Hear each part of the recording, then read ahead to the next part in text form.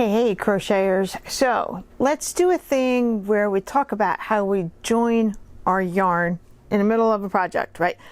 I did my dark pink, I did the light pink. Now I'm ready to switch over to the blue, okay? So the question's been asked, how do I join my yarns? The answer is not quite so simple, because actually I use, I don't know, 3, 4, 5 different joining methods depending on the project that I'm working on. If I have some really small, tight, dense stitches, then yeah, I can tie my yarn in a knot and get that knot buried underneath the tiny, dense stitches. If it is a big and loose stitch, like double crochets and treble crochets, I will use the Russian join. There are times when I join my yarn at the end of a row, at the beginning of the row, in the middle of the row, so I do different methods depending on my project. That being said, for this project, for the spider stitch blanket,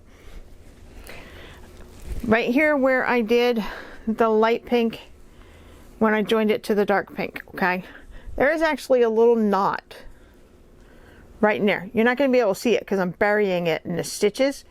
But my yarn tails are about 10 inches long, and I did measure them. I would say no shorter than 6 inches. I just go out a little bit on my arm and say, okay, that looks good enough. So as long as it's 6 inches or more, okay, because I will sew these in later, and I will show you later how to do that. Just for today's video, which is only going to be about 5 minutes, I'm going to show you how to add in the new yarn, okay? All right, so the thing is, we're going to act like I have my hook here, and like I've got that last stitch of the row, that last single crochet, and I just made that stitch, right? And then here's the hand I hold the yarn in. So I just go out like this, pick a good length, and cut it. And it's usually anywhere from 6 to 8 to 10 inches. Voila. Oh, I didn't even show you me cutting the yarn. Camera angles, I'll tell you. Okay, now my yarn's tangled up in my microphone. And now Arlo's sitting behind me waiting for the yarn so he can play with it. Because yarn I have sitting on my shelf over there, Arlo sleeps on the top shelf. I'll have to get a clip of him doing that someday. He'll reach his paws down, grab a ball of yarn off the shelf, and drag it out and leave it in the middle of the floor for me to find when I wake up in the morning, which is how I wound up making a cat blanket just for Arlo with colors that he picked. All right. So here's my light blue that I'm adding in next. I put this light blue, wrap it around my tensioned hand, right? And pull out about this much of it, right? Usually about the same length as what I've already cut.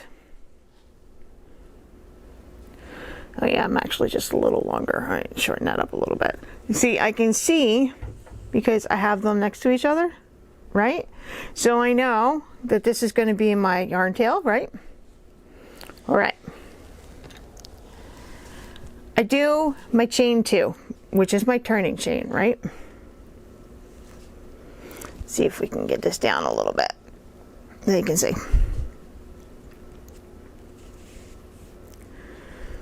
All right, so here is my chain 2, and I'm not going to do the chain 2 in the pink. I'm going to do it in the blue.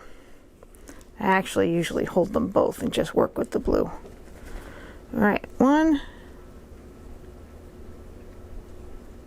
2. Okay, now next. Camera angles are being very difficult today.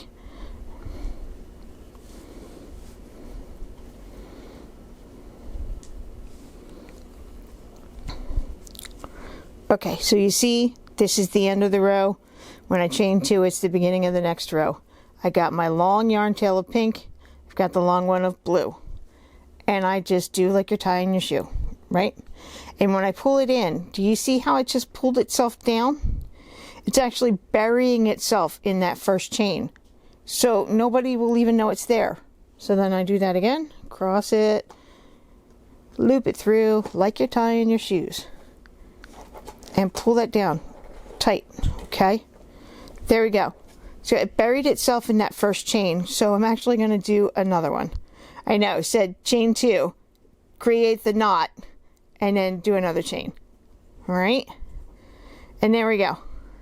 So the thing is, will I crochet over this? No, because it creates extra bulk along a thickness along the beginning of this row here that I don't want in my blanket. I will leave these loose until I have a night where I'm ready to sit and sew them in with a little needle. Okay, so there we go. That's how I changed my colors for this blanket. And I just leave them. Now I do have to tuck them in at night so the cats will not play with them, because they love to play with all my loose yarny bits.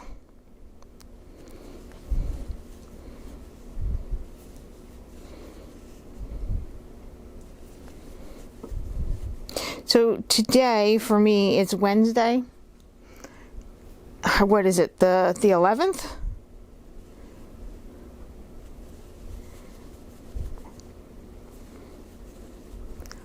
And it's about 4:30 in the afternoon.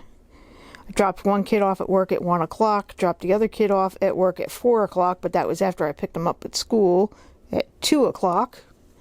So lots of time in the car today. I've had no time to crochet, and partly because I'm reading a book and I wanted to finish up the book today, which I did, and it was a really weird book and it had a really weird ending. I tell you what, guys, I need recommendations for scary books for Halloween and for spooky season. But I don't scare easily with books when I read them, because I grew up on horror movies.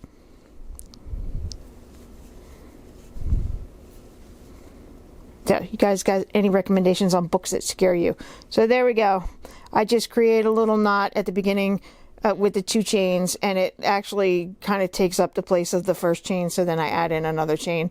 And when I sew all this in, you won't see them. And then when I come through and do the border, if there's a knot that is sticking out, because it is sticking out just a little bit right here, if it sticks out too much, I will put stitches over it when I do the border, and it'll disappear. Oh, I'm loving this blue and the pink together. Nice. So I've had a very busy day with driving around and finishing up a book that I was reading. It's called Devil House by John Darnell.